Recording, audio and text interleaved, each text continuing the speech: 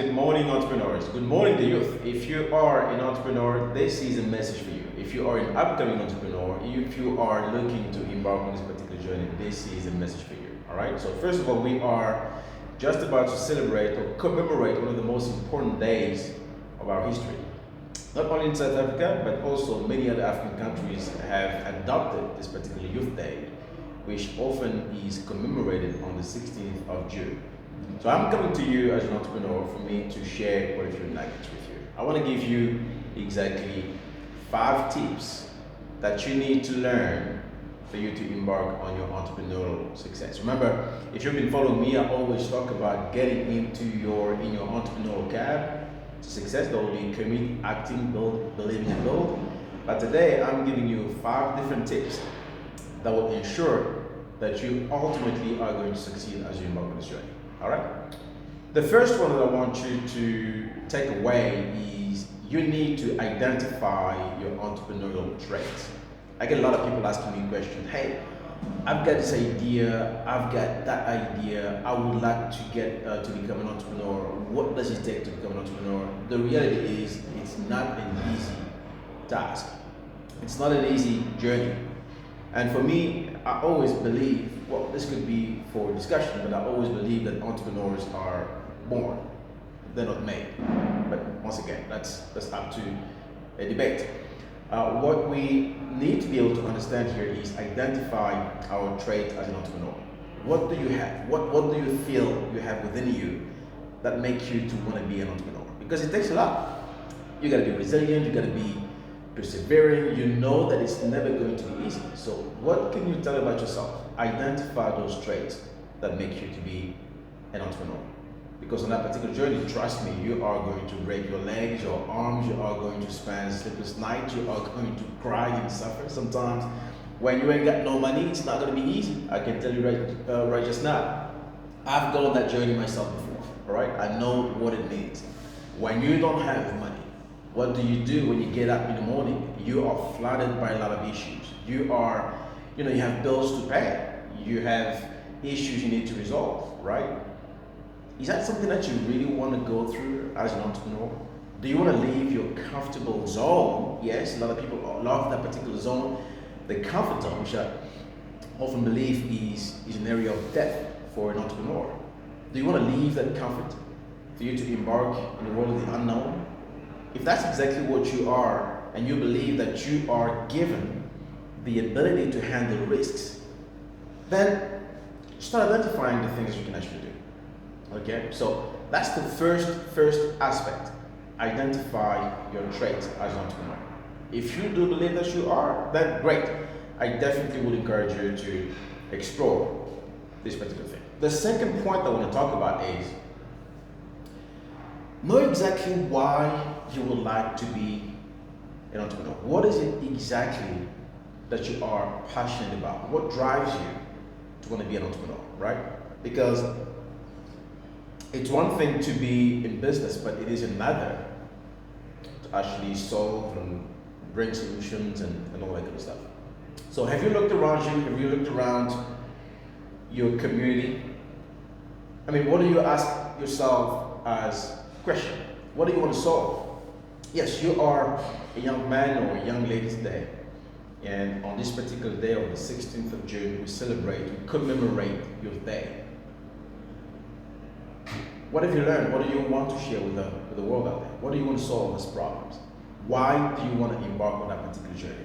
When you find exactly the why and you are convinced as to the reasons, for some people it's a calling. For me, entrepreneurship is a calling, right? So I love, and I always say that entrepreneurship is a calling. I am my calling, at least. I'm the pastor. I'm the preacher. So I'm here to be able to preach the good word of entrepreneurship, and entrepreneurs are my congregation, right? So, and I happen to be able to participate in this field and share knowledge with you guys. So, why exactly do you want to be an entrepreneur? Once you figure that out, the next thing you want to embark on is point number 3: assemble a great team. You got to be able to assemble a great team. And don't think about money yet, right? Because most of you would say, hey, you know what? I've got a great idea. This is what I want to do, but I don't have the money. I can't get a loan, I can get access to the bank. They can't give me a loan. If I go to the bank, they will ask me for my collaterals and a whole bunch of things like that, which I have absolutely no idea where to get. Let me tell you one thing. That should be the least of your worries. When I first started 12 years ago, I had absolutely no money in my bank account. And in fact, I remember that I went and opened my business account with FNB, and I only had about 50 Rand back in the days. I mean, the only reason why I put in the 50 bucks is because the account had to be active, right? Don't think about money yet. Think about how can you build a successful business that will last you a lifetime. That's the one thing you want to focus on, right? Start identifying who are the people that are going to be on your team. Now, some of them could be family members, some of them could be great friends, some of them could be other people that have been referred to you. Speak to them, reach out to them. Speak to them for their skills, for what they know how to do. I'll give you an example. Let's say you are very good at developing software, right? You are passionate about software development and mobile app, fintech. Chances are you know nothing about marketing. Chances are you know nothing about selling. Chances are you don't know how to structure a legal contract. Well, heck, that's been me, in my mind for the years, really. I've had to engage with lawyers in various occasions, but understanding where to find these people and speak to them so they can actually form part of your team, even if they don't earn a salary right now. Your responsibility is to sell them a dream, a vision. The people that you assemble need to visualize exactly what it will be like when they have access in their hands, what you promise them that it will have. So your job, your responsibility as an entrepreneur, when you start assembling a team, is selling to them exactly why you are embarking on this journey to solving what you want to solve, to developing the product that you want to develop, so you can actually go on the market. When these people are buying into your idea, trust me, and I can guarantee that, I've had it before myself, they will be willing to even work with you, not for you, work with you to help you build your business, to help you build that product. And guess what? Maybe some of them will choose not to take a salary until you become successful, until that product sees the light. Because you see, you first of all have the idea, then you move it into a product, and now you can approach it into the market. And once you start building value, at that time you have something solid, because you have a community that believes in it, that uses it. At that time, you can start raising money. You can go to the banks, you can go to people who actually have access to money for you to grow, expand, have offices, and set aside a budget for your marketing, for your sales, and all that kind of stuff. That's what I can give you as tip number 3. Assemble a great team that believes in your vision, that can work with you for the longer term, right? Point number 4. Once you have, first of all, identified your entrepreneurial traits, you identify exactly the reason why the product you want to develop, you've assembled the team, or at least you know the team that actually will be working with you. The one thing for you to go to the market obviously would be, you got to build whatever it is that you're building, whether it is a product or a service or a consulting firm, whatever that is, start building with those people. If you are the builder as a software developer, well, then start focusing on build. Because when you build your product, you start talking to your salesman and your marketing lady. You say, listen guys, this is what I'm going to have in 2 weeks or in 2 months or in 12 months. Once I'm done with this product, I just want you to help me sell. I want you to help me market. You see, if they're bought into your idea, that's exactly what they're going to do. And guess what? The sales that come in your business being generated can start constituting revenues needed to start paying these people, right? That's what you want to do. Start building. But the next thing as you build, you get to test. When you test your solution on the market, first of all, you test internally, and then you test by asking people the right questions and whatnot. The next thing you get to do is to deploy your solution, right? And as you deploy your solution, then you got your sales lady or your salesman who's going out there and selling your product really because their role is just to sell, sell, sell. Okay, so as they're selling and the other person is marketing, you're getting new leads, you're getting business that's coming in your business. Okay, and the next thing is you want to listen to the feedback from the audience, those who are actually using the platform. So you have a roadmap of things you want to do over time. The feature, the function, you can't do everything in one go, right? This thing is going to grow, whatever you are working on, it's going to grow over time. So listen to the feedback. What are these people saying?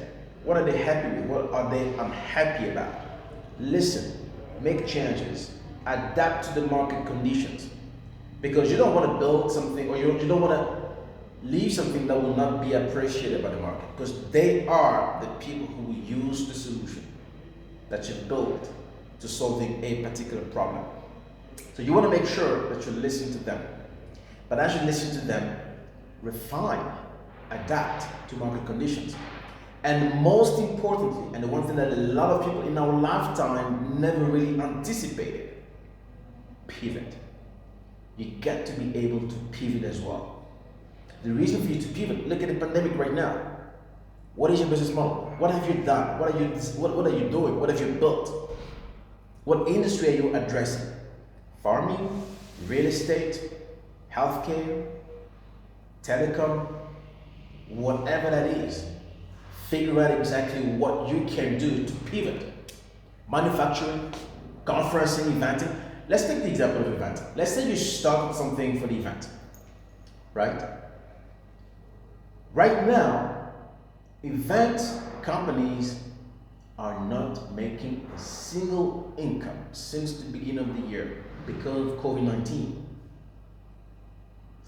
If you were to be in their position right now and you were unable to pivot and figure out exactly what services can you provide to align yourself with the current condition of the market, of the pandemic. All of us working from home, or now we're on level 3 lockdown, whatever. What can you do to continue being relevant, to sustain? So you got to pivot. Now, whether pivoting requires you to repackage your product and services or offer new services to still remain relevant, whatever that is in your field, figure out exactly what to do. Okay, I was reading an article and something whereby in the US there's a company called Squire or Square, depending on how you pronounce that. But this is two entrepreneurs, black entrepreneurs, who developed in 2015 a software application for the barbershop or the haircut industry. And I like the slogan, right? They say, do the haircut, don't do the budget cut. All right? So because of the COVID, you know what they've done? They've pivoted. Think about it. A lot of people, first of all, salons and hairdresser practitioners and barbershops are severely affected by the pandemic. But at this moment in time, this particular company was able to thrive and raise $35 million for the software. And what did they do? They figured, okay, barbershops are closed, nobody can flock around anymore in salons because of the lockdown and social distancing and the restrictions. What can they do? And people still need to get a haircut.